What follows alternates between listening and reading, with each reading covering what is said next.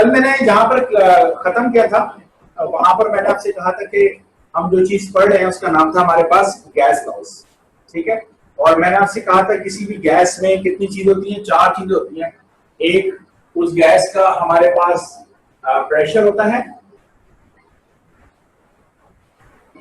एक उस गैस का हमारे पास वॉल्यूम होता है, एक उस गैस का हमारे पास एब्सोल्यूट टेम्परेचर यानी केल्विन टेम्परेचर में लेंगे हम लोग, और एक हमारे पास उसके होते हैं मोल्स, यानी ये है बेसिकली क्या है हमारे पास अमाउंट ऑफ गैस है कि गैस कितनी है वो हमने किस में लेनी है, मोल लेनी है।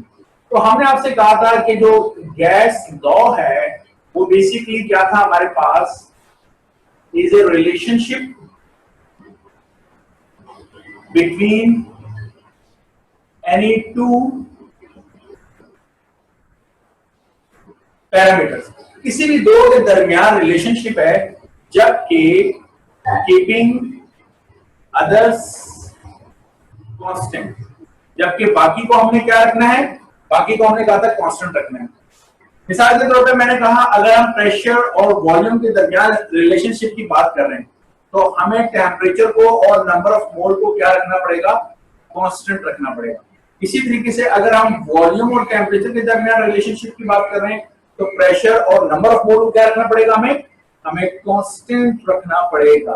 इसी तरीके से अगर मैं प्रेशर और टेम्परेचर के दरमियान बात कर रहा हूं तो मुझे वॉल्यूम को और नंबर ऑफ मोल को क्या रखना पड़ेगा, कांस्टेंट रखना पड़ेगा, ठीक है। इसी तरह अगर मैं वॉल्यूम और नंबर ऑफ मोल के दरमियान बात कर रहा हूं तो मुझे प्रेशर और टेम्परेचर को क्या रखना पड़ेगा, कांस्टेंट रखना पड़ेगा। तो ये हमारे पास बेसिकली कहलाते हैं गैस लॉस, ठीक है।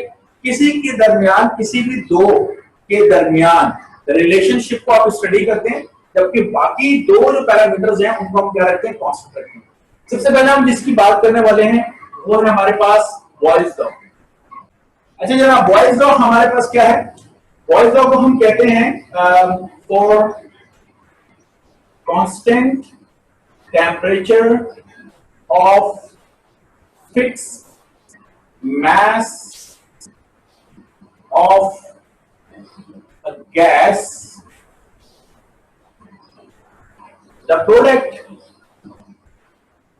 of pressure and volume is constant। ये हमारे पास, हम इसको बॉयल्स लॉ कह रहे होते हैं। क्या कहते हैं हम लोग, हम कहते हैं कि जो वॉल्यूम है वो, या प्रेशर हम कह लें, प्रेशर जो है वो इनवर्सली प्रोपोर्शनल है किसके, वॉल्यूम के। मतलब अगर किसी गैस का हम लोग प्रेशर इंक्रीज करेंगे तो वॉल्यूम क्या होना शुरू हो जाएगा, डिक्रीज होगा, और अगर प्रेशर डिक्रीज करेंगे तो वॉल्यूम क्या होगा, इंक्रीज करेंगे। इसका मतलब ये है कि प्रेशर और वॉल्यूम में जो रिलेशनशिप है वो इनवर्स है, एक को बढ़ाओगे तो दूसरा कम होगा। तो प्रेशर और वॉल्यूम में जो रिलेशनशिप है वो इनवर्स रिलेशनशिप है, ठीक है। फिर हमने कहा कि अगर हम यहाँ पर एक constant is equal to proportion को डाल के इज इक्वल टू लगाए तो we have to put a constant. तो कांस्टेंट को हमने कहा k और अपॉन v। इस कांस्टेंट के बारे में मैं आपसे बात कर लेता हूँ। ये v जो डिवाइड इक्वेशन है दूसरी तरफ जाकर क्या हो जाएगा, मल्टीप्लाई। तो pv is equal to k, इस k को हम कहते हैं, ये k क्या है हमारे पास, कांस्टेंट है। तो अब आप देखिए हो क्या है कि प्रेशर और वॉल्यूम दोनों क्या है, दोनों आपस में मल्टीप्लाई हो रहे हैं। जब दो चीजें मल्टीप्लाई होती है तो हम क्या बोलते हैं, प्रोडक्ट कहते हैं। तो किसका प्रोडक्ट, प्रेशर और वॉल्यूम का प्रोडक्ट किसके बराबर है, कांस्टेंट के बराबर है। तो जब प्रेशर और वॉल्यूम के दरमियान बात करेंगे, प्रेशर और वॉल्यूम के दरमियान बात करेंगे तो टेम्परेचर और नंबर ऑफ मोल को हमें क्या रखना पड़ेगा, कांस्टेंट रखना पड़ेगा। तो मैंने लिखा है for constant temperature, right, temperature must be constant. अगर प्रेशर और वॉल्यूम के दरमियान रिलेशनशिप इनवर्स है तो उसकी वजह है, उसकी वजह कौन है, कांस्टेंट प्रेशर है और constant fix mass of A gas का मतलब है कि नंबर ऑफ मोल भी फिक्स है। अभी जो आप देखते हैं कोई रेडी पे जो समोसे बना के बेच रहा है, ठीक है, दुकानदार है, तो उसके लिए हम बॉयल्स लॉ इसलिए नहीं अप्लाई कर पाएंगे कि वहां पे जो उसका सिलेंडर उसमें से गैस निकल रही है तो उस गैस का जो मास है वो फिक्स नहीं है, वो चेंज हो रहा है, कम हो रहा है। या गैस अगर सिलेंडर वो कहीं से फिल करवा रहा है तो सिलेंडर के अंदर गैस आ रही है, क्योंकि मास चेंज हो रहा है, so we can not apply Boyle's law. ये अपने पास ध्यान में रखिएगा। तो हमने लिखा है फिक्स मास ऑफ गैस का मतलब ये है कि उसके नंबर ऑफ मोल कांस्टेंट है और टेम्परेचर भी फिक्स है। तो इन दोनों के दरमियान जो रिलेशनशिप है वो प्रेशर और वॉल्यूम का प्रोडक्ट हमेशा क्या रहेगा, कांस्टेंट। इस कांस्टेंट का मतलब क्या है? इस कांस्टेंट का मतलब ये है कि अगर ये मेरे पास एक सिलेंडर है और इस सिलेंडर के ऊपर ये है मेरे पास प्रेशर, जिस प्रेशर को मैं कह सकता हूं ये प्रेशर है 25, ठीक है, और इस वक्त जो इसका वॉल्यूम है उस वॉल्यूम को मैं कह सकता हूं कि वॉल्यूम है 4, राइट। तो मैंने क्या किया, सेम सिलेंडर है, सेम टेम्परेचर है, सेम नंबर ऑफ मोल्स है, तो मैस है, नंबर ऑफ मोल और टेम्परेचर, ये दोनों चीजें कांस्टेंट है। मैंने प्रेशर उसका बढ़ाकर कितना कर दिया, 50 कर दिया, तो प्रेशर मैंने डबल किया तो वॉल्यूम भी 2 टाइम डिक्रीज होगा, ठीक है। तो वॉल्यूम कितना हो जाएगा मेरे पास, ये हो जाएगा 2। तो मैं अगर पहले प्रेशर को P1 और पहले वॉल्यूम को V1 कहता हूं तो मेरा P1 V1 यानी 25 into 4 कितना आएगा, 100। इसी तरीके से अगर मैं दूसरे प्रेशर को P2 और वॉल्यूम को V2 कहता हूं तो इन दोनों का मैं प्रोडक्ट लूंगा तो P2 V2 यानी 50 times 2 is again 100। ये मतलब है इस कांस्टेंट का कि एक बार जब हमने टेम्परेचर और मास को फिक्स कर दिया, प्रेशर वॉल्यूम की जो भी रिलेशनशिप बन गई, जो भी वैल्यू बन गई वो कभी तब्दील नहीं होगी। ये मतलब होता है इस कांस्टेंट का। और अगर ये बात ठीक है तो इसी वजह से हम कहते हैं, हम इस तरीके से कहते हैं कि फर्स्ट प्रेशर फर्स्ट वॉल्यूम का प्रोडक्ट हमेशा सेकंड प्रेशर सेकंड वॉल्यूम के प्रोडक्ट हमेशा थर्ड प्रेशर थर्ड वॉल्यूम के प्रोडक्ट के बराबर होता है। और ये चीज चलती चली जाती है कहां तक, Pn Vn, और ये सब के सब किसके बराबर होते हैं, ये सब के सब K के इक्वल होते हैं। यानी एक बार जो कांस्टेंट हो गया वो कांस्टेंट अब कभी चेंज होने वाला नहीं है हमारे पास, राइट। ये मतलब है इस कांस्टेंट का। मेरा ख्याल है कांस्टेंट वाली बात समझ में आ गई। अच्छा, अब हमारे पास इसका ग्राफ है। इसका ग्राफ हम कुछ इस तरीके से बनाते हैं कि हमारे पास वर्टिकल एक्सिस के ऊपर हम वॉल्यूम की वैल्यू लेते हैं और जो हॉरिजॉन्टल एक्सिस है उसके ऊपर हम प्रेशर की वैल्यू लेते हैं, राइट। तो इस तरीके से एक ग्राफ बनेगा। क्योंकि रिलेशनशिप इनवर्स है तो इसका ग्राफ जो है वो हमारे पास कुछ इस किस्म की बात आती है, ऐसे ऐसे ऐसे, राइट। इसका मतलब ये हुआ कि हमारे पास जब प्रेशर हमारे पास 0 था तो still we have the value of the volume, तो वॉल्यूम की वैल्यू हमारे पास थी। क्योंकि ये ग्राफ इस तरीके से नीचे आ रहा है तो हम इसे कहते हैं, इसको आमतौर पे हम कहते हैं एक्सपोनेंशियल डीके। एक्सपोनेंशियल का मतलब होता है तेज, इंतहाई तेजी के साथ, ऐसे कह लो। यहां पे मेरा ख्याल है रिफ्लेक्शन आ रहा है, मैं इसको लिख देता हूं, इसको नीचे करके। इस ग्राफ को हम बेसिकली कहते हैं ये एक्सपोनेंशियल डीके कर रहा है। डीके का मतलब होता है कम हो रहा है, ठीक है। कई ऐसी जगह होंगी जहां पे एक्सपोनेंशियल इंक्रीज भी होता है। इसकी लिए बात नहीं कर रहा, ग्राफ की बात कर रहा हूं। यहां पर तो हमेशा ये डीके ही होगा। तो ये बहुत तेजी के साथ डीके करता जा रहा है और ये जो कर्व है, ये कर्व हमें क्या बता रहा है कि प्रेशर और वॉल्यूम के दरमियान रिलेशनशिप क्या है, इनवर्स है, ओके। अच्छा, अब हम एक काम और भी कर सकते हैं। हम एक काम और ये कर सकते हैं कि अगर हम प्रेशर और वॉल्यूम के दरमियान, ये मेरे पास प्रेशर का एक्सिस है और ये मेरे पास वॉल्यूम का एक्सिस है, अगर मैं बजाय वॉल्यूम के वॉल्यूम इनवर्स ले लूं, वॉल्यूम इनवर्स, ये बात समझ में आ रही है। अगर मैं ग्राफ किसके दरमियान बनाऊं, P और V इनवर्स के दरमियान बनाऊं, मतलब मैं ये कहना चाह रहा हूं कि ये जो डिवाइड में V था इसको मैं इक्वेशन के ऊपर लेके चले जाऊं तो ये क्या बन जाएगा, K into V raised to power -1, ऐसे बनना चाहिए। तो अगर हम प्रेशर और V इनवर्स के दरमियान ग्राफ बनाएं तो ये ग्राफ ओरिजिन से शुरू होता है और ये ग्राफ एक स्ट्रेट लाइन होता है, राइट। तो एमसीक्यूज के हवाले से ये बातें आपको याद रहनी चाहिए कि प्रेशर और वॉल्यूम के दरमियान अगर हम बहुत सारे ग्राफ बनाते हैं तो एक्सपोनेंशियल डीके है, कर्व है, ओके। और अगर हम ये प्रेशर और V इनवर्स के दरमियान ग्राफ बनाते हैं तो वो क्या बनेगी कि स्ट्रेट लाइन हमारे पास आ जाएगी। अच्छा, ये जो स्ट्रेट लाइन है, इस स्ट्रेट लाइन से मुताल्लिक मैं आपसे एक बात पूछना चाहता हूं। एक गलतफहमी ये हो सकती है कि आप ये कहें कि ये प्रेशर, ये ओरिजिन है ना, ओरिजिन के ऊपर प्रेशर, ये ओरिजिन के ऊपर वैल्यूज क्या होती है, आमतौर पर ग्राफ ऐसे बनाते हैं, यहाँ ओरिजिन के ऊपर 0 0 लिखते हैं। तो इसका मतलब ये हुआ, अगर मैं ऐसे कर रहा हूं, अभी मैं कर नहीं रहा, ये गलत बात है जो मैं करने वाला हूं। अगर मैं ये कर रहा हूं तो इसका मतलब मैं ये कहना चाहता हूं जब प्रेशर 0 है तो V इनवर्स यानी वॉल्यूम भी 0 है, जी नहीं। ये याद रखिएगा, इस ग्राफ के अंदर प्रेशर की वैल्यू तो इस तरफ जाते हुए क्या हो रही है, इंक्रीज हो रही है। ये बात समझ में आ रही है? जबकि वो V इनवर्स की वैल्यू ऊपर जाते हुए क्या हो रही है, डिक्रीज हो रही है। तो ये इंक्रीज हो रहा है, ये डिक्रीज हो रहा है। डिक्रीज का मतलब ये है कि इस ओरिजिन के ऊपर V इनवर्स की वैल्यू मैक्सिमम होती है और जैसे जैसे आप ऊपर जाते जाएंगे तो V इनवर्स की वैल्यू कम होती रहेगी। बिल्कुल यही वाली बात कि जब प्रेशर हमारे पास इंतहाई कम था तो वॉल्यूम हमारे पास सबसे ज्यादा था और जैसे जैसे प्रेशर कम करते चले गए उसी लिहाज से वॉल्यूम हमारे पास क्या होना शुरू हो जाएगा, कम होना शुरू हो जाएगा। ठीक है, ऑब्वियसली बात है वॉल्यूम रहेगा। इसको मैंने बिल्कुल जीरो इसलिए नहीं किया कि आप जब तक गैस को गैस रहने देंगे, यानी जब तक उसको इतना प्रेस ना कर दें कि वो गैस के मॉलिक्यूल बहुत करीब आपके लिक्विड के अंदर कन्वर्ट हो जाए, तो फिर तो गैस ब्लॉक की बात हम मजीद नहीं कर सकेंगे। ठीक है, क्योंकि उसकी जो स्टेट है वो क्या हो चुकी है, चेंज हो चुकी है। तो इसलिए मैंने इसको यहाँ पर बिल्कुल जीरो तक नहीं लेकर आया कि हमने इतना प्रेशराइज किया कि वॉल्यूम इंतहाई कम हो गया बट जो पार्टिकल है वो स्टिल गैसियस फॉर्म के अंदर है। तो ये हमारे पास तमाम चीजें किसके मुतालिक हैं, ये बॉयल्स लॉ के मुतालिक है। इसमें कोई आपके जहन में कुछ सवाल हो तो आप पूछ सकते हैं। देखें, ये बात मैंने आपसे कल कर ली थी कि गैस लॉ रिलेशनशिप है दो पैरामीटर के दरमियान, आज भी दोबारा रिपीट किया है। तो गैस 4 पैरामीटर से कैरेक्टराइज करते हैं, pressure, volume, temperature, amount of gas, इसको मोल में हम मेजर करते हैं। मैंने लिखा है बॉयल्स लॉ क्या है, constant temperature and fix mass, जो भी मैंने लिखा हुआ था। ठीक है, product of pressure and volume constant होते हैं।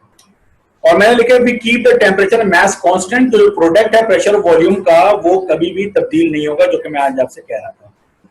अच्छा जी, आगे हम बात करते हैं जी। ये देखें, ये तस्वीर मेरा ख्याल है कोई इतनी कोई परेशान कौन किस्म की तस्वीर नहीं है, आसान सी बात है कि हमने यहाँ पर अगर आप इस गेज को देखें तो टेम्परेचर यहाँ पे देखें 300 पे दिखा रहा है, यहाँ पे भी देखें तो टेम्परेचर 300 पे दिखा रहा है। तो टेम्परेचर दोनों जगह पर हमने क्या रखा हुआ है, फिक्स रखा हुआ है। तो टेम्परेचर फिक्स है तो आप देख सकते हैं कि जब मैं प्रेशर जब मैं प्रेशर बढ़ा रहा हूँ, ये प्रेशर ये रहा और यहाँ से तब्दील हो गया। तो जब मैं प्रेशर बढ़ा रहा हूँ तो वॉल्यूम, वो प्रेशर बढ़ाने पे वॉल्यूम कम हो गया और जब प्रेशर कम था वॉल्यूम ज्यादा था। तो एक तस्वीर थी, मैंने कहा ये तस्वीर भी आप लोगों से डिस्कस कर लेते हैं।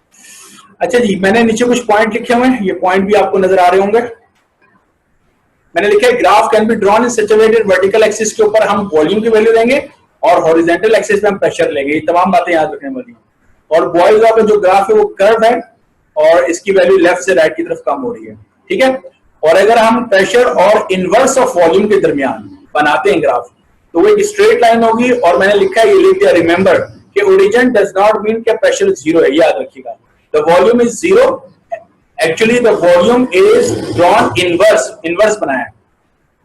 तो जो ओरिजिन है उस पर वॉल्यूम हमारे पास हमेशा क्या होगा, मैक्स होगा, और जैसे तुम ऊपर जाएंगे तो वॉल्यूम की वैल्यू कम होती रहेगी। ठीक है, फिर मैंने वही बात लिखी है जो हमने लिखा था कि P1 V1 P2 V2, ये सारी वही बात है कि first pressure first volume, second pressure second volume, third pressure third volume, ये सब आपस में क्या रहेंगे, कांस्टेंट रहेंगे। तो ये बात थी हमारी किसके मुतालिक, बॉयल्स से मुतालिक। अब हम बात करते हैं चार्ल्स से मुतालिक। अब हम चार्ल्स लॉ की बात करते हैं। तो हमारे पास नेक्स्ट जो लॉ है वो है चार्ल्स लॉ। तो चार्ल्स लॉ किसके दरमियान रिलेशनशिप है, चार्ल्स लॉ रिलेशनशिप है वॉल्यूम और टेम्परेचर के दरमियान।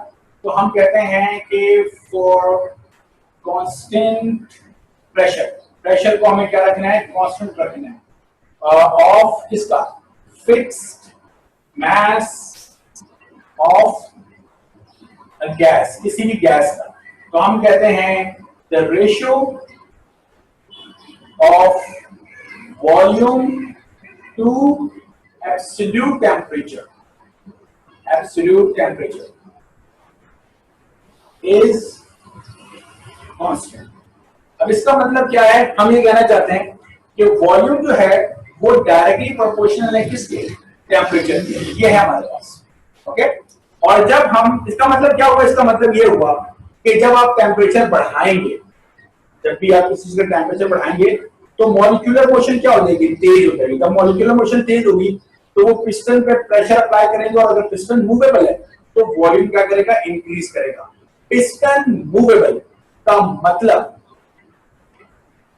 कांस्टेंट प्रेशर होता है।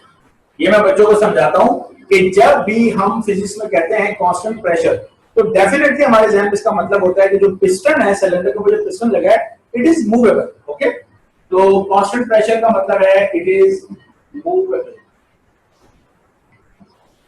मेरा ख्याल है बात समझ में आ रही होगी, movable piston. Okay, so volume directly proportional temperature के, जबकि हमने प्रेशर को और मास को क्या कर दिया, फिक्स कर दिया, तब ये कांस्टेंट है। तो हमने कहा कि अगर हम इज इक्वल टू लगाएं तो कांस्टेंट इनटू टेम्परेचर आएगा, ये टेम्परेचर मल्टीप्लाई इक्वेशन की दूसरी तरफ जाकर क्या हो जाएगा, डिवाइड हो जाएगा, इज इक्वल टू के, ये के उसी तरीके से कांस्टेंट है जिस तरह कांस्टेंट मैंने अभी आपसे बात की थी। तो वॉल्यूम टू टेम्परेचर, देखो अगर हम बात करते हैं मरी की बात करते हैं तो हम जानते हैं एट मरी में क्या होता है हमारे पास कि जो टेम्परेचर है वो हमारे पास 0 डिग्री सेंटीग्रेड हो जाता है। तो अगर हम इस फॉर्मूले में पुट करते हैं V इज टू के इनटू 0, तो K मल्टीप्लाई बाय 0 कितना हो जाएगा, 0। तो वॉल्यूम कितना आ रहा है मेरे पास, 0 आ रहा है। ये थी वो प्रॉब्लम, ठीक है, ये वो कंफ्यूजन थी जिसने हमें लीड किया इस तरफ के हम टेम्परेचर के बारे में जो कुछ समझ रहे हैं वो कुछ गलत है, हमें उसको दुरुस्त करने की जरूरत है, जिसके ऊपर मैंने शुरू के लेक्चर्स में बात भी की थी कि हमारा डिग्री सेंटीग्रेड, डिग्री सेल्सियस के स्केल या फ़ारेनहाइट के स्केल में जो मसला था वो ये था कि 0 जिसको हम कह रहे हैं वो 0 अगर हम पुट करते हैं तो वॉल्यूम 0 होना चाहिए। मरी में ऐसा नहीं होता कि जब वॉल्यूम वहां पर क्या हो जाए, सॉरी वहां पर टेम्परेचर 0 हो जाए तो हम कहें कि मरी में गैस खत्म हो जाएगी, गैस का वॉल्यूम खत्म हो जाएगा, ऐसा नहीं होता। इसका मतलब ये कि जिसको हम 0 टेम्परेचर कह रहे हैं एक्चुअली वो 0 नहीं है। तो फिर चार्ल्स ने जो इसका ग्राफ बनाया था वो ग्राफ हमारे पास कुछ इस किस्म का था कि ये जो हॉरिजॉन्टल एक्सिस था इसके ऊपर हमारे पास टेम्परेचर था और ये जो वर्टिकल एक्सिस था इसके ऊपर हमारे पास वॉल्यूम था। तो ये ग्राफ कुछ इस किस्म का ग्राफ था हमारे पास, यानी जब हमारे पास टेम्परेचर 0 था तो वॉल्यूम की वैल्यू 0 नहीं थी, ठीक है। आमतौर पे ओरिजिन पे क्या होता है, 0 0 होता है। तो जब टेम्परेचर 0 हो गया तो वॉल्यूम की वैल्यू 0 नहीं है। फिर चूंकि स्ट्रेट लाइन आ रहा था उसने इसको आगे तरफ एक्सटेंड किया, तो जहां जाके इसने मीट किया इस पॉइंट। अच्छा जी, मैं आपसे ये कह रहा था कि जिस तरीके से ये V अपॉन T हमारे पास कांस्टेंट के इक्वल है, तो इस कांस्टेंट का मतलब ये हुआ कि वॉल्यूम और टेम्परेचर की रेशो एक बार जो भी बन गई, कब बन गई, जब हमने कांस्टेंट प्रेशर और फिक्स मास रखा हुआ है, तो वो रेशो अब कभी भी चेंज नहीं होती। ये मतलब है V1 upon T1, V2 upon T2, V3 upon T3 और Vn अपॉन Tn, ये तमाम सेम रहेंगे, जिसको हम कहते हैं कि सब क्या है, आपस में कांस्टेंट के इक्वल है। तो जरा दोबारा एक्सप्लेन कर दें क्योंकि उस टाइम वीडियो बहुत अटक रही थी। अच्छा, मैं दोबारा एक्सप्लेन कर देता हूं। देखो मैं आपसे ही कह रहा था कि यहां तक मैंने आपसे बात की थी, उस वक्त मैंने आपसे कहा था कि वॉल्यूम और टेम्परेचर की रेशियो कांस्टेंट है और इसको T को उस तरफ लेना था, V इक्वल टू KT हमारे पास इक्वेशन थी। मैंने कहा मरी पे जब टेम्परेचर 0 होता है, आप ये 0 अगर इस T की जगह पे पुट करो तो 0 मल्टीप्लाई बाय K, तो वॉल्यूम 0 हो गया। इसका मतलब ये हुआ कि मरी में या कोयटा में या वो इलाके जो ठंडे इलाके जहां टेम्परेचर 0 हो जाता है, वहां गैस का यानी एयर का वॉल्यूम कितना होना चाहिए, 0 होना चाहिए। ऐसा नहीं होता। हमारी ऑब्जर्वेशन है कि मरी में, कोयटा में वॉल्यूम 0 नहीं होता। इसका मतलब ये हुआ कि जो 0 हमने टेम्परेचर रखा है इसमें कोई इशू है, ये 0 नहीं है। या तो ये लॉ गलत है या फिर जिसको हम 0 कह रहे हैं ये 0 नहीं है। तो चार्ल्स ने क्या किया था, उसने ग्राफ ड्रॉ किया, जो जितना वो कर सकता था। ये टेम्परेचर था हमारे पास, ये वॉल्यूम था, इस किस्म का उसमें ग्राफ था। इस ग्राफ को उसने एक्सटेंड किया, जहां ये ग्राफ जाके इसने टच किया, ये टेम्परेचर था -273.16 डिग्री सेंटीग्रेड। तो उसने कहा ये वो टेम्परेचर है जिस टेम्परेचर के ऊपर ये वो टेम्परेचर है जिसपे वॉल्यूम कितना हो जाएगा, 0 हो जाएगा, क्योंकि वॉल्यूम कम होते होते होते यहां पर आगे कितना हो गया, 0 हो गया। तो उसने कहा एक्चुअली ये लाइन यहां से ड्रॉ करनी चाहिए थी हमें, यानी यहां से एक नया स्केल शुरू करना था जिसका 0 यहां पर होगा, और वो स्केल था हमारे पास कौन सा, केल्विन स्केल। और केल्विन स्केल जो 0 बता रहा है वो एक्चुअली 0 है, यानी एब्सोल्यूट 0 है, वाकई 0 है। तो हमने इस लॉ ने हमें बताया कि जो टेम्परेचर होना चाहिए, this temperature must be absolute temperature. इसलिए मैं बार बार इसको एब्सोल्यूट टेम्परेचर लिख रहा हूं और बोल रहा हूं ताकि आपके दिमाग में बात चली जाए कि केल्विन थर्मोडायनामिकल जो टेम्परेचर है, वही टेम्परेचर हमने यूज करना है, हमने सेल्सियस या फ़ारेनहाइट यूज नहीं करना, क्योंकि उसका 0 हमें हमेशा गलत रिजल्ट देगा। ठीक है, फिर मैंने आपसे ये कहा क्योंकि ये रेशियो कांस्टेंट के इक्वल है, मतलब कि प्रेशर और मास को फिक्स करने के बाद जो भी रेशियो बन गई अब वो कभी चेंज नहीं होगी। तो इसका मतलब ये हुआ कि first volume to temperature, second volume to temperature, third volume to temperature, जितने मर्जी कर लो, ये सब किसके इक्वल है, ये सारे कांस्टेंट के इक्वल है, कभी भी चेंज नहीं होंगे। ओके, ये मैं आपसे बता रहा था किसमें, चार्ल्स में। तो मैं आप जरा डॉक्यूमेंट में जो चीजें लिखी है वो जरा शेयर कर लेते हैं आपसे। अच्छा, एक और भी है हमारे पास और उसे हम कहते हैं नॉर्मली चार्ल्स, तो जब हम बात करते हैं चार्ल्स लॉ की, तो इसको हम एक और लॉ है जिसे हम कहते हैं ये लुसेक्स लॉ कहलाता है हमारे पास। उसके साथ भी इसको कंपेयर कर लेते हैं, हम कहते हैं कि चार्ल्स लॉ को हम गे लुसेक्स लॉ भी कहते हैं, गे लुसेक्स लॉ हमारे पास कहलाता है। लेकिन बेसिकली प्रिसाइसली स्पीकिंग जो गे लुसेक्स लॉ है हमारे पास, वो है प्रेशर डायरेक्टली प्रोपोर्शनल टेम्परेचर के। ये टेम्परेचर हमारे पास एब्सोल्यूट टेम्परेचर है, तो ये याद रहना चाहिए। चार्ल्स लॉ के साथ गे लुसेक्स लॉ हमेशा बाय डिफॉल्ट पढ़ाया जाता है, हमारे कोर्स में नहीं है, लेकिन ये याद रहना चाहिए। प्रेशर जो प्रोपोर्शनल है वो किसके है? एब्सोल्यूट टेम्परेचर के। जब प्रेशर और टेम्परेचर की बात कर रहा हूं, तो इस दौरान वॉल्यूम और अमाउंट ऑफ गैस यानी मोल क्या रहेंगे? कांस्टेंट रहेंगे। ये जहन में बाय डिफॉल्ट जाना चाहिए, क्योंकि मैं आपको कह चुका हूं कि गैस लॉ में दो चीजों के बारे में बात करेंगे, तो बाकी दो को क्या रखेंगे? कांस्टेंट रखेंगे। अच्छा जी, फिर हमने चार्ल्स की मैंने आपसे बात की, ये देख सकते हैं आप लोग यहाँ पे मैंने दिखाया हुआ है, तो मैं इसको थोड़ा सा इंक्रीज कर दूं। ठीक है, ये नजर आ रहा होगा। मैंने लिखा है कि चार्ल्स जो है इज अ रिलेशनशिप जो है किसके दरमियान है? वॉल्यूम और एब्सोल्यूट टेम्परेचर के। देखिए मैं बार बार एब्सोल्यूट टेम्परेचर कह रहा हूं, जबकि प्रेशर और नंबर ऑफ मोल कांस्टेंट रखने हैं। ठीक है, फिर मैंने लिखा है कि वही फर्स्ट वॉल्यूम टू टेम्परेचर की ratio, second volume to temperature, third volume की टू टेम्परेचर, सबकी रेशियो आपस में क्या रहेंगी? इक्वल रहेंगी। देखिए ये मैंने लिखा हुआ है, मैंने इसमें बताया हुआ है कि हमारे पास जो ग्राफ है चार्ल्स का, वो हम इस तरह ड्रॉ करते हैं कि वर्टिकल एक्सिस के ऊपर हम वॉल्यूम लेते हैं, और जो हॉरिजॉन्टल एक्सिस है उसके ऊपर हम किसकी वैल्यू लेंगे? एब्सोल्यूट टेम्परेचर की। याद रखिएगा, एब्सोल्यूट टेम्परेचर लिया जाएगा, और ये मैंने इस स्क्रीन के ऊपर आपको बताया हुआ है। अच्छा, चार्ल्स लॉ हमें डिफाइन करता है कौन सा टेम्परेचर? केल्विन टेम्परेचर, जिसको हम थर्मोडायनामिकल टेम्परेचर भी कहते हैं। और ये हमें बताता है कि ये हमारी गलती थी कि हमने पानी को क्या माना? स्टैंडर्ड माना। ओके, और मैंने लिखा Charles law showed that the standard of taking water को जो हमने स्टैंडर्ड लिया थर्मोमीटर के लिए, leads to misinterpretation of temperature. वो टेम्परेचर के बारे में हमें गलत इंफॉर्मेशन देता है। थर्मोडायनामिक टेम्परेचर केल्विन और डिग्री सेल्सियस दोनों सेम है। मेरा ख्याल है ये बात समझ में आ रही होगी। ये यहाँ पर स्क्रीन के ऊपर भी मैंने आप लोगों को ये बात बताई है, यहाँ पर मैं पहले भी इसको एक्सप्लेन कर चुका हूँ यहाँ पर। ठीक है, मैंने आपको बताया है कि देखें कि जो डिग्री सेंटीग्रेड है वो यहां से शुरू हो रहा है, केल्विन यहां से शुरू हो रहा है, तो स्केलिंग का सिर्फ फर्क है। जो टेम्परेचर का डिफरेंस डिग्री सेल्सियस में है, वही टेम्परेचर का डिफरेंस केल्विन के अंदर है, राइट? तो केल्विन और जो हमारे पास सेल्सियस स्केल है, ये दोनों सेम स्केल है।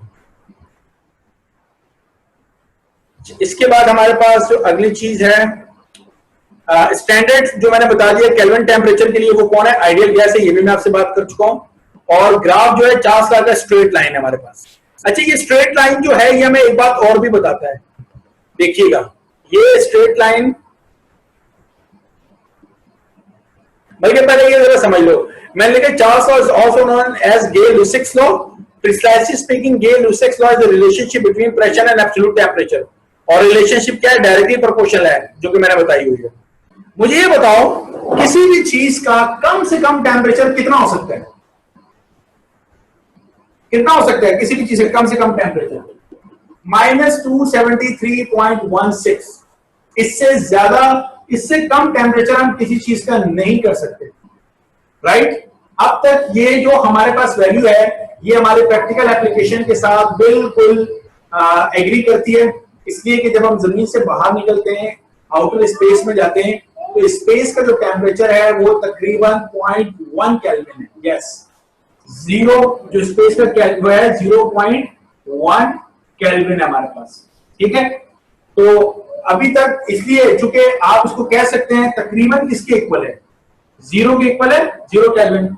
और ये हमें बता दिया है कि जब टेम्परेचर -273.16 पे पहुंच जाएगा, यानी 0 केल्विन के ऊपर पहुंच जाएगा, तो गैस का वॉल्यूम कितना हो जाएगा? खत्म हो जाएगा। तो स्पेस के अंदर भी हम देखते हैं कि हमें कोई गैस नहीं मिलती। आपको पता है जमीन से बाहर जब आउटर स्पेस में जाते हैं तो किसी किस्म की कोई गैस नहीं है, क्योंकि जो स्पेस का टेम्परेचर है वो तकरीबन 0 के है हमारे पास, राइट?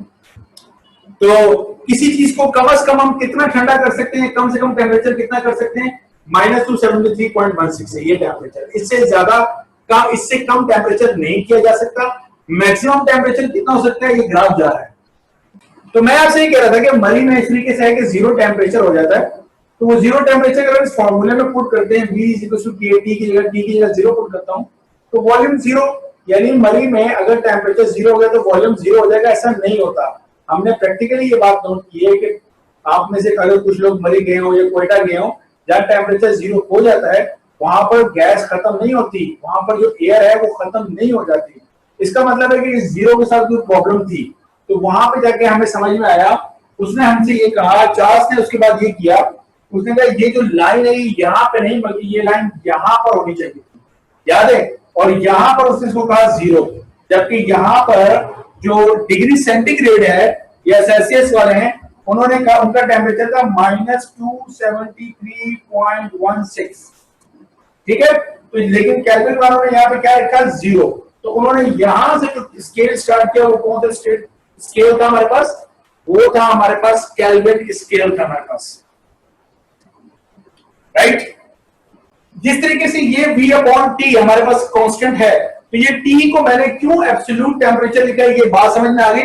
ये एब्सोल्यूट टेम्परेचर हमने इसलिए लिखा है कि यहां पर जो टेम्परेचर है अगर मैं डिग्री सेंटीग्रेड वाला जीरो पुट करूंगा तो वॉल्यूम ये जीरो दिखाएगा, लेकिन डिग्री सेंटीग्रेड के जीरो टेम्परेचर के ऊपर वॉल्यूम जीरो नहीं होता। इसलिए हमने यहाँ पे लिखा है volume to absolute temperature. Purposely मैंने इसको लिखा एब्सोल्यूट टेम्परेचर कि ये टेम्परेचर एब्सोल्यूट यानी केल्विन वाला टेम्परेचर होगा। एवोगाड्रोस लॉ, तो एवोगाड्रोस लॉ बेसिकली हमसे क्या बात कह रहा है, एवोगाड्रोस लॉ हमसे बड़ी सिंपल सी बात कहता है। वो ये कहता है कि आपके पास जो अगर इस तरीके से बात करते हैं तस्वीर की जबान में बात करते हैं, ठीक है, ये मेरे पास दो सिलेंडर हैं और इन दो सिलेंडर का वॉल्यूम बिल्कुल फिक्स है, दोनों का सेम वॉल्यूम है, ठीक है। तो दोनों जो सिलेंडर हैं इट हैज यहां लिख देते हैं सेम वॉल्यूम है। तो अगर सेम वॉल्यूम इन दोनों का है तो इसमें जो गैस होगी उस गैस के जो मॉलिक्यूल की तादाद है वो भी क्या होगी, सेम होगी। तो same volume occupied same number of molecules, ठीक है। और इस दौरान टेम्परेचर और प्रेशर ये दोनों क्या रहने चाहिए, कांस्टेंट रहने चाहिए। ये बात समझ में आ रही है, टेम्परेचर और प्रेशर चार चीजें ना हमारे पास। इस दफा मैं बात कर रहा हूं आपसे वॉल्यूम की और मॉलिक्यूल्स की, नंबर ऑफ मोल्स की। तो नंबर ऑफ मोल से हम जो चीज कैलकुलेट कर सकते हैं वो मॉलिक्यूल्स हैं, तो फिलहाल मॉलिक्यूल्स की बात कर रहे हैं। तो अगर प्रेशर और टेम्परेचर को आप कांस्टेंट रखते हैं तो same volume same number of molecule होगा। क्या गैस भी सेम होनी चाहिए, देख लीजिए। अगर मैं यहां पे रख लेता हूं H2 हाइड्रोजन और यहां पे मैं कह लेता हूं O2 ऑक्सीजन गैस, तो डिफरेंट गैसेस, ठीक है। यहां पे याद रखिएगा कि मैं ऐसे एक लफ्ज इस्तेमाल साथ में ऐड कर देता हूं और वो है डिफरेंट गैसेस। डिफरेंट गैसेस, तो different gases occupied same volume has same number of molecule. Different gases, ठीक है, एक में हमने बस हाइड्रोजन है ऑक्सीजन है, डिफरेंट गैसेस जिनके सेम वॉल्यूम है उनके नंबर ऑफ मॉलिक्यूल क्या होंगे, सेम होंगे। क्लियर है ये बात? इसको मैं थोड़ा और मजीद बेहतर करके लिख दूं, मैं ये कहना चाह रहा हूं कि different gases has same number of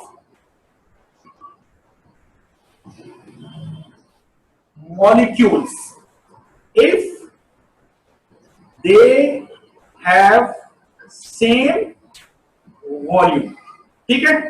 अब बात समझ में आ रही है, डिफरेंट गैसेस के सेम नंबर ऑफ मॉलिक्यूल होंगे अगर उनका वॉल्यूम क्या हो, सेम हो। तो सेम वॉल्यूम होगा तो सेम नंबर ऑफ मॉलिक्यूल होंगे। ये हमारे पास एक एम्पिरिकल रिलेशनशिप कहलाती है, प्रैक्टिकली टेस्टेड है, यानी एक्सपेरिमेंटली टेस्टेड है, इसलिए हम इसको एक्सेप्ट करते हैं, राइट। फिर हमारे पास एक चीज और याद रखिएगा और वो ये है कि हमें ये बताया गया था एवोगाड्रोस की तरफ से कि 1 मोल किसी भी चीज का 1 मोल हैज कितने 6.023 एक्सपोनेंट 23 एटम्स कह लें या मॉलिक्यूल्स होते हैं। ये बात भी आपको याद रखनी है। एक मोल में हमेशा कितने एटम, इतने मॉलिक्यूल होते हैं। इसको हम किससे रिप्रेजेंट करते हैं? Na से। और इस Na को हम क्या कहते हैं? इस Na को हम कहते हैं Avogadro's number. This is known as Avogadro's number. तो एवोगाड्रोस नंबर हमें यह बताता है किसी भी चीज के एक मोल में इतने हमारे पास क्या होंगे? मॉलिक्यूल्स होंगे। अच्छा, एक मोल का कॉन्सेप्ट भी बहुत अहम है कि आपको समझ में आना चाहिए कि मोल का मतलब क्या होता है। मोल की हम दो तरीके से डेफिनेशन करते हैं। मैं दोनों तरीके से डेफिनेशन आपसे डिस्कस कर रहे हैं। देखिए, पहली जो डेफिनेशन है वो इन टर्म ऑफ मास है कि हम किसी चीज को तोल के आपको मोल बताना चाह रहे हैं। और वो जब हम कहते हैं उस वक्त हम इस तरीके से बात करते हैं कि जो मोल है वो क्या होता है? मास वो आपने किस में लेना है? ग्राम्स में लेना है। और डिवाइड करना है आपने किससे? या तो रिलेटिव एटॉमिक मास से डिवाइड कर दें या रिलेटिव मॉलिक्यूलर मास से डिवाइड कर दें, जिसको हम इस तरीके से लिखते हैं मैथमेटिकली। मोल को हम क्या लिखते हैं? n, और मास इन ग्राम को क्या लिखते हैं? Small m। और रिलेटिव एटॉमिक या मॉलिक्यूलर मास को हम क्या लिखते हैं? कैपिटल M लिखते हैं। ठीक है, इस तरीके से जब हम एक्सप्रेस करते हैं तो ये हमारे पास मोल की डेफिनेशन है इन टर्म ऑफ मास। यहां से अगर हम देखें तो हमें पता है कि एक मोल में कितने मॉलिक्यूल होंगे? इतने मॉलिक्यूल होंगे। इसको जरा मैं आसान से समझा देता हूं। देखो, मैं तुम्हें ये कहता हूं कि एवोगाड्रोस नंबर क्या है। एवोगाड्रोस नंबर ये है कि 1 mole has is equal to 10 molecule. ये मेरा समझाने का तरीका है। ठीक है, ये बात जो मैं लिख रहा हूं ये बात गलत है। जाहिर सी बात है, एक मोल में कितने मॉलिक्यूल होंगे? इतने मॉलिक्यूल होंगे। 10⁻23, राइट? 23। जबकि मैं क्या कह रहा हूं, एक मोल में कितने मॉलिक्यूल हैं? 10 मॉलिक्यूल हैं। तो फर्ज करो मेरे पास एक गैस है, उसमें मेरे पास वो गैस जिस डब्बे में बंद है, जिस कंटेनर में मौजूद है, उसके अंदर मॉलिक्यूल कितने हैं? 10। तो 10 मॉलिक्यूल है तो कितने मोल हुए? तो आप बोलेंगे 10 मॉलिक्यूल्स के ऊपर कितने मोल बनते हैं हमारे पास? 1 मोल। एक मिनट होल्ड कीजिएगा, जरा मैं बच्चों का शोर खत्म करके आऊं। तो मैं आपसे ये कह रहा था कि हम अगर फर्स्ट कर लेते हैं एक मोल में कितने मॉलिक्यूल हैं? हमारे पास 10 है। तो अगर गैस मेरे पास है उसके पास 10 मॉलिक्यूल है तो कितने मोल हुए? आप बोलेंगे 1 मॉलिक्यूल है। अब एक सिलेंडर है, उसमें मेरे पास 20 मॉलिक्यूल है। तो जब 10 मॉलिक्यूल होते हैं तो कितने मोल बनते हैं? 1 मोल। जब 20 मॉलिक्यूल होंगे तो कितने मोल बनेंगे? आप बोलोगे 2 मोल। इसी तरीके से एक सिलेंडर है, उसमें मेरे पास मॉलिक्यूल है 30 मॉलिक्यूल है। मैं आपसे पूछूं कितने मोल बने? तो आप बोलोगे 10 मॉलिक्यूल्स के ऊपर 1 मोल बना। तो 20 में 2 मोल, 30 में 3 मोल। तो ये आप कर क्या रहे हो? कैसे मोल कैलकुलेट कर रहे हो? आप मोल ऐसे कैलकुलेट कर रहे हो कि जितने भी नंबर ऑफ मॉलिक्यूल्स आपको प्रोवाइड किए जा रहे हैं उसको आप किससे डिवाइड कर रहे हो? 10 से कर रहे हो ना। मतलब मैं आपको कह रहा हूं कि जी 30 मॉलिक्यूल्स हैं, तो आपने 30 को किससे डिवाइड किया? 10 से। तो आपने मुझे कहा 3 मोल्स हैं। ये मेरी बात समझ आ रही है? जब आप इस तरीके से मोल की डेफिनेशन करते हैं तो वो मोल की डेफिनेशन है in term of counting the molecules, molecules को काउंट करके। और वो हमें कैसे पता चल रही है? इस एवोगाड्रो नंबर से पता चल रही है, जो मैंने फिलहाल ये सपोज किया हुआ है। तो इस चीज को देख के मैं डेफिनेशन कैसे बनाऊंगा? मैं ऐसे बनाऊंगा कि जो मोल्स हैं, जिसको n से रिप्रेजेंट कर रहा हूं, वो किसके बराबर हैं? जितने भी नंबर ऑफ मॉलिक्यूल हैं n, उसको मैं किससे डिवाइड कर दूं? एवोगाड्रो नंबर से। ये 10 बेसिकली मैंने क्या माना हुआ था? ये 10 मैंने एवोगाड्रो नंबर माना हुआ था। बात समझ में आ रही है? तो हम देखते हैं किसी भी कंटेनर में क्या मॉलिक्यूल इतने हैं तो 1 में मोल हुआ, इससे डबल है तो 2 मोल हुए, इससे ट्रिपल है तो 3 मोल हुए। तो जब हम मॉलिक्यूल्स को गिन के नंबर ऑफ मोल मालूम करते हैं तो this is the second definition of the mole. और ये जो पहली डेफिनेशन है ये क्या है? ये इन टर्म ऑफ हम उसका मास कैलकुलेट करके मालूम करें। तो देयर आर 2 डेफिनेशन, जिनके दोनों के मैंने फॉर्मूले लिख दिए। इसको मैं आप मजीद दुरुस्त करके लिख दूं, ठीक है?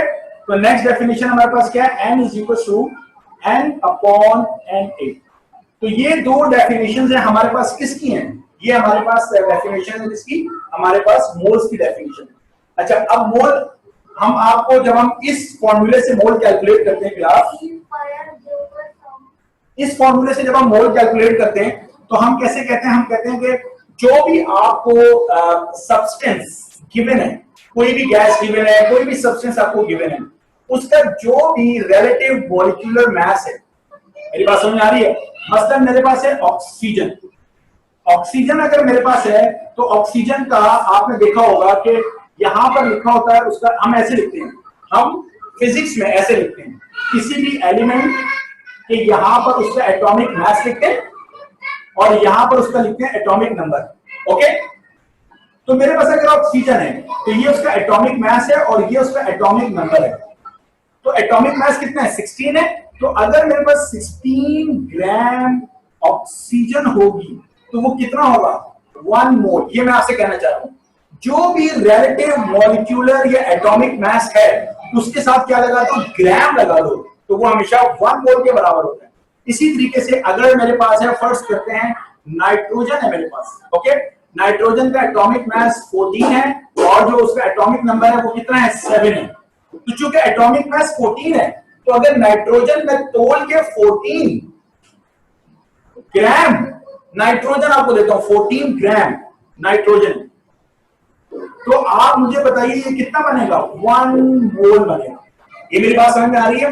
सो किसी भी सब्सटेंस, अब ये तो मैंने ऐसे लिया, मैं फर्स्ट कर लेते हैं, हमारे पास है CH4 है जिसको हम मीथेन गैस कहते हैं। तो कार्बन जो हम जानते हैं, कार्बन का जो एटॉमिक, कार्बन कितना है? 1 है और एक कार्बन का एटॉमिक मास कितना होता है? 12। तो इसको 12 से मल्टीप्लाई किया, प्लस कितने हाइड्रोजन है? 4, और एक हाइड्रोजन का एटॉमिक मास कितना होता है? 1। तो 12 वन जा 12 और प्लस 4 वन जा 4, तो ये कितना हो गया? 12 और 4, ये हमारे पास हो गए 16। ठीक है, ये बात समझ में आ रही है? ये हमारे पास कितने हो गए? 16 हो गए। तो अगर मेरे पास 16 ग्राम CH4 होगा तो वो कितना होगा मेरे पास? इट इज इक्वल टू 1 मोल। तो कोई भी सब्सटेंस का आप relative molecular, relative atomic mass calculate करें, उसके साथ लगा दे ग्राम, तो वो हमेशा कितना बनेगा? 1 मोल बनेगा। नंबर ऑफ एटम उसमें कितने होंगे? इसमें भी number of atom 6.023 10 raise to power 23 होंगे, इसमें भी 6.023 10 रेज़ टू पावर 23 होंगे, और इसमें भी 6.023 10 रेज़ टू पावर 23 होंगे। इसका मतलब क्या हुआ? इसका मतलब ये हुआ कि एक मोल में हमेशा इतने एटम होते हैं। ये वो बात थी जो कि किसने? एवोगाड्रो ने बताई थी। मेरा ख्याल है आसान किस्म की बातें आपने पहले पढ़ रखी हैं, जस्ट इट इज रिवीजन, आपके रिवीजन में चलता है। सर आपने नंबर ऑफ मोल्स का जो फॉर्मूला लिखा हुआ है, एन के 2 फॉर्मूलाज लिखे हुए हैं ना, जी, उनका अगर दोनों फॉर्मूला से करेंगे तो मतलब अगर आंसर सेम ही आएगा हमारा? एक देखो, मैंने जो 2 डेफिनेशन तुम्हें बताई है ये आंसर के लिए नहीं बताई है। ये मैंने आपको बताया कि अगर मैं नजर आ रहा हूं ना इस वक्त? Yes sir. अगर तुम्हें मास गिवन है और मोल कैलकुलेट करना है तो मास को डिवाइड कर दो मॉलिक्यूलर मास से। हमारे क्वेश्चन में 2 ही टेक्निक्स हो सकती है ना, या तो हमें वो नंबर ऑफ मॉलिक्यूल दे दे, वो हमें कहे इतने मॉलिक्यूल हैं, बताओ कितने मोल बने, तो कितने मॉलिक्यूल हैं उसको हमेशा किससे डिवाइड करना है? एवोगाड्रोस नंबर से। ये देखो, ठीक है, ये उसे मॉलिक्यूल दिए, कह रहे मोल कितने हैं, तो इससे डिवाइड करोगे। This is your first technique, या this is a definition of mole. मैं कह रहा हूं अगर वो आपसे कहते हैं मैथ्स तो फिर आप ये फॉर्मूला यूज करोगे। एक ही क्वेश्चन को दोनों तरीके से थोड़ी करेंगे, या तो वो आपको मैथ्स गिवन देगा या वो आपको क्या गिवन देगा? Number of molecule. ओके, बात समझ आ रही है? Yes sir. अच्छा, और किसी का कोई क्वेश्चन? तो हमारे पास जो अगली क्वेश्चन है उससे हम कह रहे हैं that is known as general gas equation. और ये जनरल गैस इक्वेशन हमारे पास क्या है? PV is equal to nRT। ये हमारे पास है जनरल गैस इक्वेशन। ओके, एक और भी जनरल गैस इक्वेशन है, उसे हम कहते हैं PV is equal to nKT। ये दोनों बातें आपने जरा समझनी है। ये जो हमारे पास PV is equal to nRT है, ये जो जनरल गैस इक्वेशन है, ये जनरल गैस इक्वेशन हम प्रूफ करते हैं जब हम गैस की मैक्रोस्कोपिक कैरेक्टरिस्टिक को कंसीडर करते हैं। MAC लिखा है, मैक्रोस्कोपिक। और इसके लिए मैं लिख रहा हूं MICRO, माइक्रोस्कोपिक। क्या मतलब होता है? मैक्रोस्कोपिक का मतलब होता है, मैक्रोस्कोपिक का मतलब होता है बड़े लेवल पे बात करना। अगर हम गैस की 4 कैरेक्टरिस्टिक, यानी गैस का प्रेशर, गैस का वॉल्यूम, गैस के टेम्परेचर और उसके नंबर ऑफ मोल्स को कंसीडर करते हुए गैस को स्टडी कर रहे हैं, तो ये हमारे पास कौन सी कैरेक्टरिस्टिक होती है? इसे कहते हैं मैक्रो, बड़ी characteristic. Macro means large, big, तो दिस इज मैक्रो। तो मैक्रो कैरेक्टरिस्टिक के ऊपर ये हमने इसको प्रूव किया हुआ है, ये डेरिवेशन। लेकिन अगर हम माइक्रोस्कोपिक, माइक्रोस्कोपिक का मतलब होता है आप एटम्स या मॉलिक्यूल्स के लेवल पे बात करें। आप बात करें कि एटम या मॉलिक्यूल आपस में एनर्जी की इंटरेक्शन कैसे करते हैं। हम बात करें कि एटम या मॉलिक्यूल मिलकर किसी गैस का प्रेशर किस तरीके से डेवलप करेंगे, समझ में आ रही है? तो एनर्जीज का आपस में इंटरेक्शन, और तो ये तमाम, या मॉलिक्यूल्स की डायमेंशन, इन तमाम चीज को कंसीडर करते हुए जब आप किसी गैस की बात करते हैं तो वो कौन सी कैरेक्टरिस्टिक्स होती हैं? वो माइक्रोस्कोपिक होती हैं। तो मैक्रोस्कोपिक के अंदर हम गैस को किस तरीके से मेजर करते हैं? हम मोल्स की टर्म में बात कर रहे होते हैं कि इतने मोल गैस। और जब हम माइक्रोस्कोपिक की बात कर रहे होते हैं तो हम बात कर रहे होते हैं मॉलिक्यूल्स की, हम मॉलिक्यूल की टर्म में बात कर रहे होते हैं। ये बात अच्छे तरीके से याद रखिए। इसका मतलब ये है, अगर किसी इक्वेशन में क्या यूज हो रहा है, ये देखिए, ये कैपिटल R यूज हो रहा है, R, तो इसका मतलब ये है कि हम मैक्रोस्कोपिक यानी मोल्स की टर्म में बात कर रहे हैं, और अगर कहीं पे ये K इस्तेमाल हो रहा है तो हम माइक्रोस्कोपिक यानी कि मॉलिक्यूल्स की टर्म में बात कर रहे हैं। इसको हम कहते हैं, R को हम कहते हैं, क्या कहते हैं उसको? Universal gas constant, universal gas constant, ठीक है? ये कैपिटल R, ये स्मॉल k भी यूनिवर्सल गैस कांस्टेंट कहलाता है, अच्छी तरीके से याद रखना। लेकिन स्मॉल k का जो है ना एक और नाम भी है, और वो नाम है हमारे पास, इसको हम कहते हैं बोल्ट्जमैन कांस्टेंट। बोल्ट्जमैन कांस्टेंट हमारे पास कहलाता है। अच्छा जी, अब यार एक बार माइक्रोस्कोपिक दोबारा बता दें जी, माइक्रोस्कोपिक कैरेक्टरिस्टिक्स दोबारा। माइक्रोस्कोपिक का मतलब, माइक्रो का मतलब होता है पार्टिकल की बुनियाद पर बात करना। किसी गैस के जो एटम या मॉलिक्यूल्स हैं, उनकी मॉलिक्यूल्स की, उन एटम की खुसूसियात, एटम की कैरेक्टरिस्टिक को सामने रखकर बात करना, ये होता है माइक्रोस्कोपिक। और मैक्रो का मतलब होता है कि आप छोटी बात ना करें, आप बड़ी बात करें, वॉल्यूम इतना, प्रेशर इतना, टेम्परेचर इतना, बात समझ में आ रही है? ये तमाम हमारे पास कहलाती है मैक्रोस्कोपिक। मैक्रोस्कोपिक से हम माइक्रोस्कोपिक पे इसलिए जाते हैं, इससे हम इस पे इसलिए जाते हैं कि हमें ये इस सवाल के जवाब की तलाश है कि गैस का प्रेशर होता क्या है। हमें मालूम है गैस का प्रेशर, लेकिन क्या होता है, ये एक सवाल है हमारा। उस सवाल का जवाब हमें, क्या माइक्रोस्कोपिक वाली बात मेरी मुकम्मल हो पाई थी? मेरी समझ में आई थी? मुकम्मल हो गई थी क्या बात?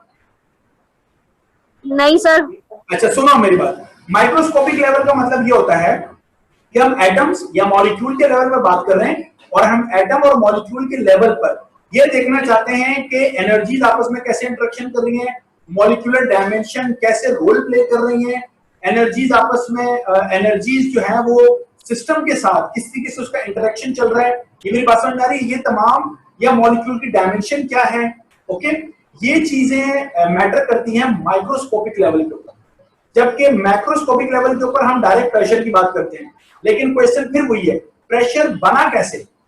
किसी गैस का प्रेशर क्या होता है? We know that a gas has a pressure, but the question is what makes the pressure of the gas. तो इस सवाल का जवाब माइक्रोस्कोपिक कैरेक्टरिस्टिक्स देती है।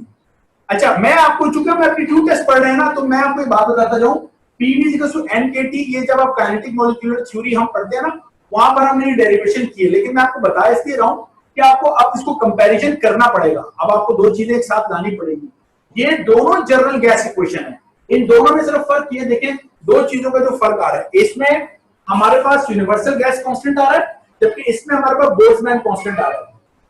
यूनिवर्सल गैस कांस्टेंट की वैल्यू 8.314 जूल्स पर मोल पर केल्विन है, राइट। और जो बोल्ट्जमैन कांस्टेंट है उसकी 1.38066 एक्सपोनेंट -23 है, -23।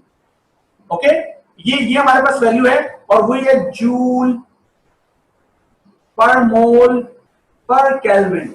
ठीक है, अच्छा होता ये है, हम कैसे हम क्या कहते हैं Boltzmann constant. Normally Boltzmann constant हमारे पास जब भी यूनिवर्सल गैस कांस्टेंट को एवोगाड्रोस नंबर से हम डिवाइड करते हैं, जब भी यूनिवर्सल गैस कांस्टेंट को जो कि वैल्यू कितनी है 8.314 को हम डिवाइड करते हैं किससे, एवोगाड्रोस नंबर से, जो कि हमारे पास है 6.023 10⁻23 इससे डिवाइड करते हैं। तो जो आंसर बनता है वो आंसर हमने यहां पर लिखा हुआ है, ये पूरा आंसर, राइट। और मुझे बताओ आर का यूनिट क्या है, यही है ना, जूल पर मोल पर केल्विन। और एन ए क्या है, it is just a number. तो नंबर का कोई यूनिट नहीं होता, तो जो यूनिट के का है वही यूनिट आर का है। के और आर के यूनिट सेम है, तो हम डायमेंशन के हिसाब से बात करें तो के और आर की डायमेंशन क्या होंगी, सेम।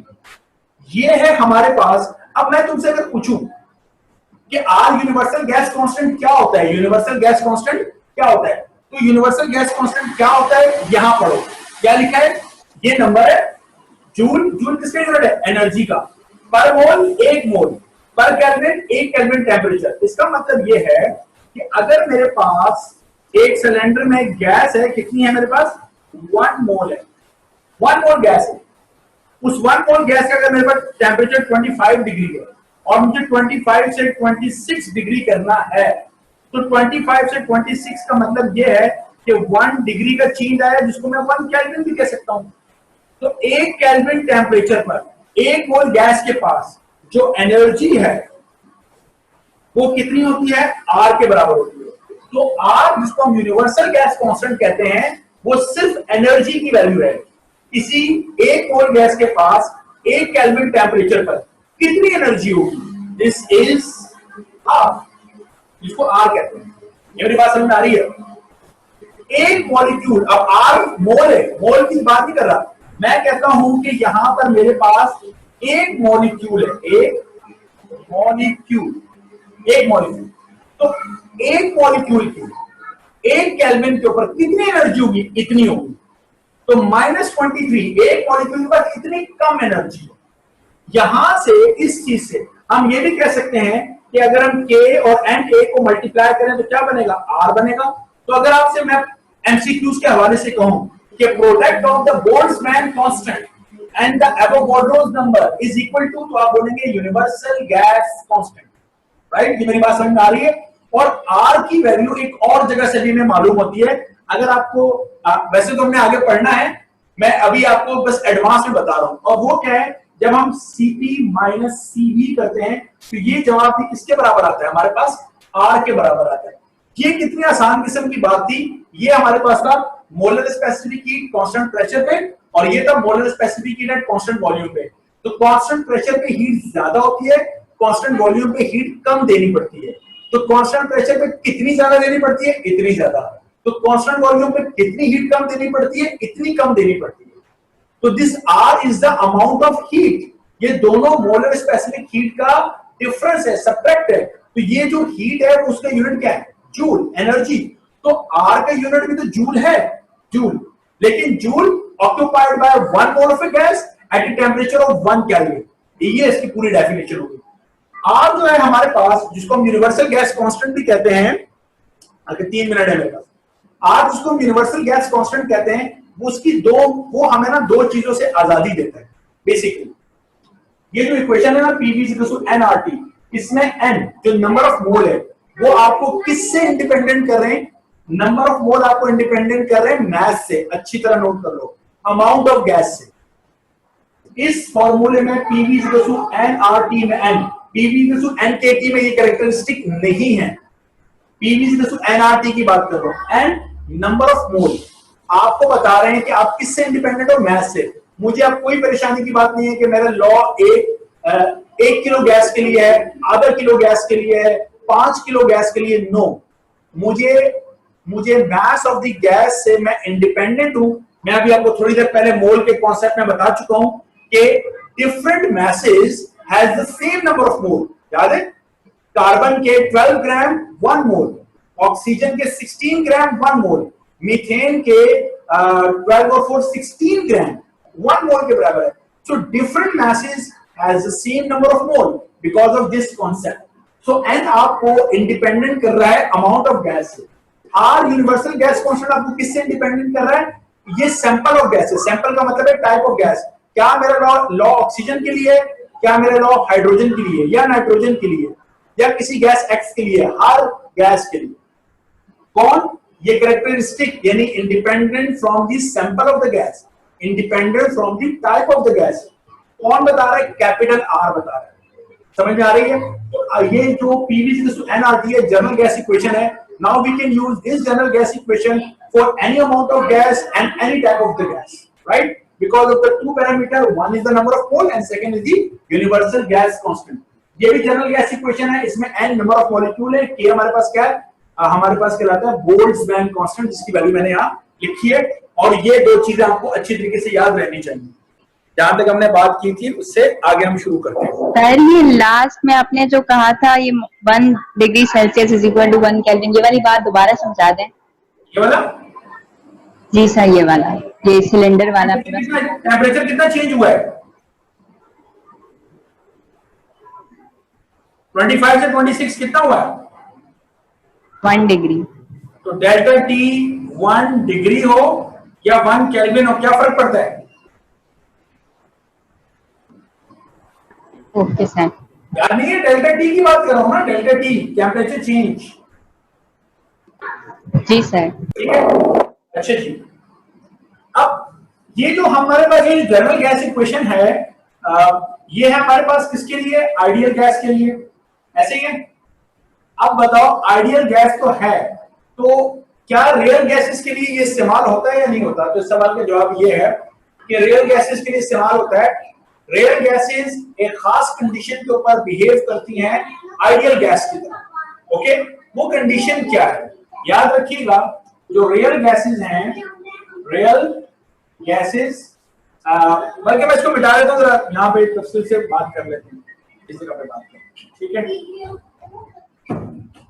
और ये भी, इसको भी जरूरत नहीं है मुझे। तो याद रखें, देखें कि पॉइंट में बना के लिख रहा हूं कि अच्छा किसी ने ज्वाइन किया है, तो मैं लिख रहा हूं कि real gases behave like ideal gas at low density. याद रखिएगा, लो डेंसिटी के ऊपर, लो डेंसिटी के ऊपर जो रियल गैसेस हैं वो किसकी तरह बिहेव करती हैं? आइडियल गैसेस की तरह। ओके, अच्छी तरीके से इसको नोट रखना है, लो डेंसिटी के ऊपर। लेकिन डेंसिटी डिपेंड अपॉन 2 मोर पैरामीटर्स। 2 और पैरामीटर्स हैं जिन पे डेंसिटी डिपेंड करती है। वो कौन से पैरामीटर हैं? एक है हमारे पास जिसे हम कहते हैं प्रेशर,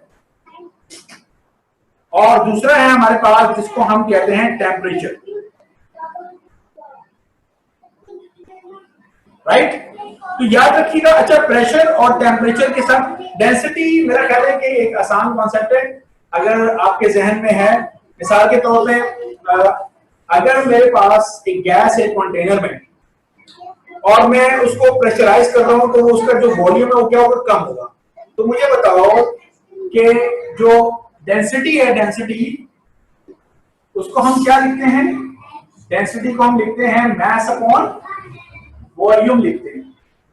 तो अगर मैं उसको प्रेशराइज कर रहा हूं तो वॉल्यूम क्या होता जाएगा? कम होता जाएगा। बात समझ आ रही है ना? अगर मैं प्रेशराइज करूं तो वॉल्यूम कम होगा। वॉल्यूम कम होगा तो डेंसिटी क्या हो जाएगी? ज्यादा हो जाएगी। ये मेरी बात समझ में आ रही है? वॉल्यूम कम होगा तो डेंसिटी ज्यादा होगी। चूंकि मुझे डेंसिटी क्या रखनी है? कम रखनी है, तो मुझे प्रेशर क्या करना पड़ेगा? कम करना पड़ेगा। तो याद रखिएगा, डेंसिटी और प्रेशर डायरेक्टली प्रोपोर्शनल है। अगर आप प्रेशर बढ़ाएंगे तो डेंसिटी क्या करेगी, बढ़ेगी। अगर आप प्रेशर कम करेंगे तो डेंसिटी क्या होगी, कम होगी। तो याद रखिएगा प्रेशर जो है, मैं यहां पे लिख देता हूं पॉइंट बना के कि जो प्रेशर है वो डायरेक्टली प्रोपोर्शनल है किसके, डेंसिटी के। इसी तरीके से अगला जो हमारे पास है टेम्परेचर। अगर आप किसी पार्टिकल को हीट अप करेंगे तो वो एक दूसरे से कहां जाएंगे, दूर जाएंगे। अगर वो एक दूसरे से दूर जाएंगे तो वॉल्यूम क्या होना शुरू हो जाएगा, ज्यादा। वॉल्यूम ज्यादा होगा तो डेंसिटी क्या हो जाएगी, कम हो जाएगी। मतलब टेम्परेचर बढ़ाया तो डेंसिटी क्या होगी, कम होगी। तो इसका मतलब ये है कि जो टेम्परेचर है हमारे पास वो इनवर्सली प्रोपोर्शनल है किसके, डेंसिटी के, राइट। तो ये तो हमने एक बात लिखी कि लो डेंसिटी पे, लेकिन इन दोनों के हिसाब से हम बात करें तो हमें ये कहना चाहिए कि जो रियल गैसेस बिहेव करेंगी लाइक आइडियल गैसेस की तरह। कहां पर, at high sorry low pressure and high temperature, ठीक है। क्योंकि टेम्परेचर के साथ जो है ना वो इनवर्सली प्रोपोर्शनल है। तो टेम्परेचर जितना ज्यादा होगा उतनी डेंसिटी कम होगी। डेंसिटी कम चाहिए ना, ठीक है। तो ये दो कंडीशन है। बाद ये भी लिखा हो सकता है आपके पास, रियल गैसेस आइडियल गैसेस की तरह बिहेव करेंगी। मैं इधर आ जाता हूं, okay. Real gases ideal gases की तरह बिहेव करेंगी लो डेंसिटी के ऊपर, या रियल गैसेस आइडियल गैसेस की तरह बिहेव करेंगी लो प्रेशर हाई टेम्परेचर। ये दोनों कंडीशंस आपके ध्यान में होनी चाहिए। ये एमसीक्यूज के अंदर मैंने देखा पूछता भी है, ठीक है। इसमें कोई इशू नहीं होना चाहिए अब आपको। तो ये सारी बातें मैंने सारे पॉइंट बना के लिख दिए, ये सब मैंने आपसे डिस्कस भी किया हुआ है। अब मैंने जो आपके लिए नोट्स बनाए हुए हैं मैं उसमें आपसे डिस्कस कर लेता हूं।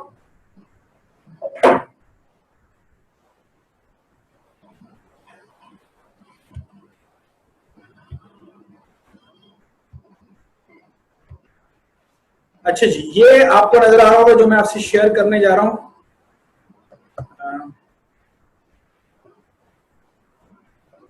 यस,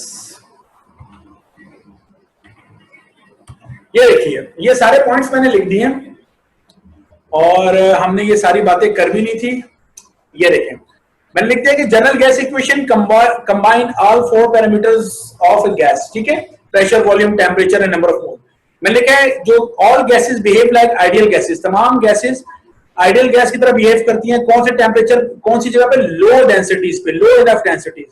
तो अगर डेंसिटी कम है तो मैंने लिखा है कि डेंसिटी दो फैक्टर्स पे डिपेंड कर रही है, एक प्रेशर है और दूसरा टेम्परेचर है। और प्रेशर के साथ मैंने लिख दिया है कि वो डायरेक्टली प्रोपोर्शनल है, जिससे कि आपने बोर्ड पे भी देखा था कि प्रेशर के साथ डायरेक्टली प्रोपोर्शनल मैंने लिखा हुआ है और टेम्परेचर के साथ मैंने इनवर्सली प्रोपोर्शनल लिखा हुआ है, ठीक है। वही तमाम चीजें मैंने यहाँ पे लिखी हैं, सारे नोट्स मैं आपको फॉरवर्ड कर दूंगा, यहां से आप इसको देख सकते हैं। सो मैंने लिख दिया कि रियल गैसेस आइडियल गैस की तरह बिहेव करती हैं हाई टेम्परेचर लो प्रेशर पे। ये अच्छी तरीके से पॉइंट याद रखिएगा, ये एमसीक्यूज के अंदर काफी ज्यादा पूछा जाने वाला पॉइंट है, ठीक है। ये 26 जो मैंने लिखा है।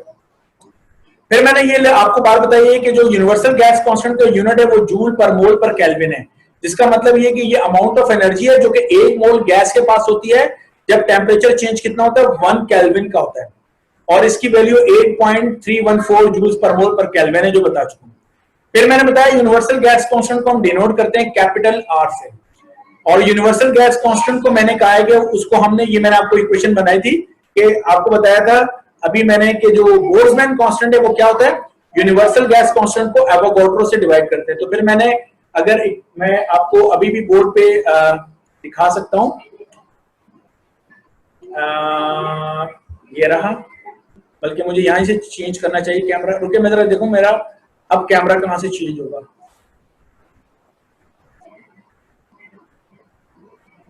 अच्छा, मुझे हटाना पड़ेगा, लेकिन बार मैंने आपको बताया था कि फिर मैंने स्क्रीन पे भी आपको दिखा दूंगा कि किसका प्रोडक्ट था।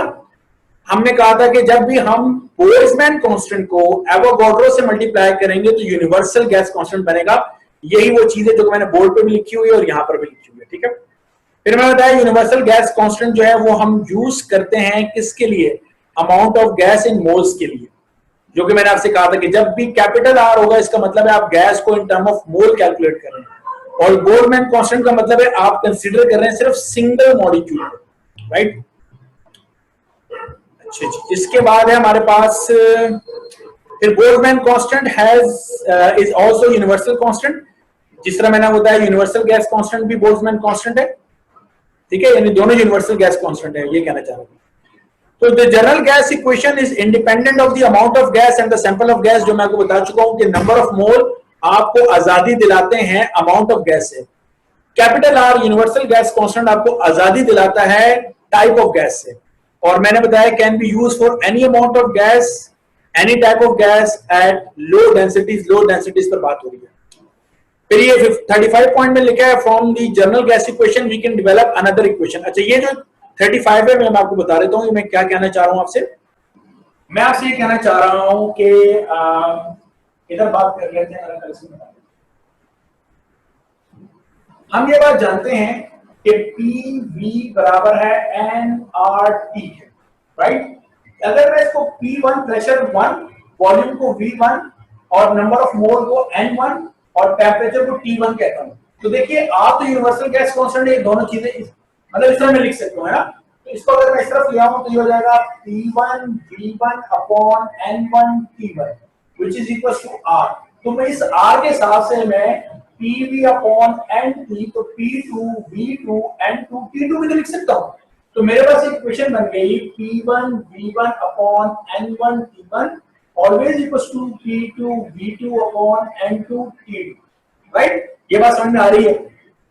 क्योंकि जो मोल है, मोल को हम डिफाइन करते हैं मैस इन ग्राम अपॉन मॉलिक्यूलर मैस। तो अगर मैं सेम गैस यूज कर रहा हूं, ऑक्सीजन है और ऑक्सीजन ई को मैं यूज कर रहा हूं, तो मॉलिक्यूलर मैस तो सेम होगा।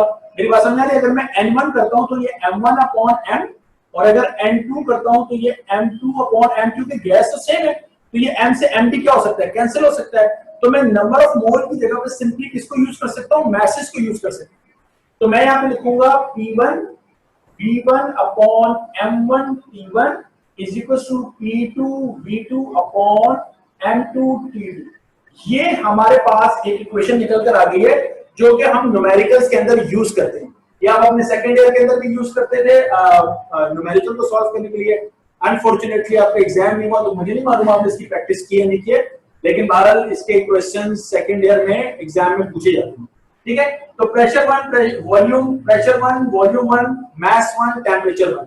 अगर वो आपसे ये कहे कि जी जो टेम्परेचर है वो कांस्टेंट है, तो T1, ये जो T1 है यहाँ T2 नहीं होगा, ये भी T1 होगा, तो T1 से T1 कैंसिल हो जाएगा, यानी T को लिखने की जरूरत नहीं है।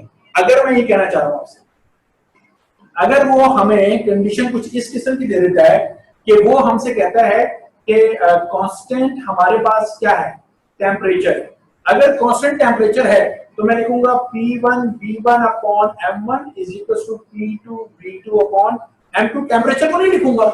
इसी तरीके से अगर वो मुझे कहता है कि कांस्टेंट प्रेशर, राइट, तो मुझे क्या करना है, मैं लिखूंगा यहां पर V1 upon M1 T1 V2 upon M2 T2। तो मैंने यहां प्रेशर भी लिखा। और अगर वो मुझे कहता है सेम सिलेंडर है, एक सिलेंडर है और उस सिलेंडर का प्रेशर है, टेम्परेचर है उसी सिलेंडर के ऊपर, तो इसका मतलब है अगर एक सिलेंडर है तो उसमें गैस चाहे एक, आप उस इन टर्म ऑफ मास बात कर रहा हूं या मोल बात कर लेते हैं, एक सिलेंडर है उसमें चाहे आप 1 मोल गैस भरें, 2 मोल भरें, 10 मोल भरें, उसका वॉल्यूम तो उतना ही होगा जितना सिलेंडर का वॉल्यूम है। मेरी बात समझ में आ रही है। एक सिलेंडर में एक गैस 1 मोल भरी है तो वो दूर दूर गैस के पार्टिकल हो गए, लेकिन उसी सिलेंडर में आप 10 मोल भर दें तो 10 मोल का वॉल्यूम भी उतना होगा, लेकिन पार्टिकल एक दूसरे के क्या होंगे, करीब होंगे, राइट। तो अगर वो मुझसे मुझे कहता है कांस्टेंट वॉल्यूम है, तो मैं वॉल्यूम को हटा दूंगा P1 upon M1 T1 P2 upon M2 T2 भी कर सकता हूं। और अगर वो मुझे ये दोनों कंडीशन में फर्स्ट कर लें कि वो मुझे कह देता है कि जी कांस्टेंट वॉल्यूम भी है और कांस्टेंट टेम्परेचर भी, ये दो कंडीशन वो कर देता, तो मैं क्या करूंगा जनाब, P1 अपॉन, अब वॉल्यूम कांस्टेंट है ना तो वॉल्यूम भी नहीं लिखूंगा, और टेम्परेचर कांस्टेंट है तो मैं टेम्परेचर भी नहीं लिखूंगा। तो मैं P1 अपॉन, ठीक है, वॉल्यूम कांस्टेंट, वॉल्यूम भी लिखने की जरूरत नहीं है, टेम्परेचर कांस्टेंट ये भी लिख दूं, P1 अपॉन M1 तो P2 अपॉन M2। तो जिस किस्म की वो कंडीशन देता जाए, ये इक्वेशन है, इस इक्वेशन को इस तरह इस तरह इस तरह इस तरह हम खुद ही ट्रांसफॉर्म करते चले जाते हैं। बाकी मेरा ख्याल है मैं इसके जब कुछ क्वेश्चन न्यूमेरिकल आपको कराऊंगा तो ये ज्यादा क्लियर हो जाएगा। ठीक है, ये बात समझ में आ गई है, ये मैं कहना चाह रहा था।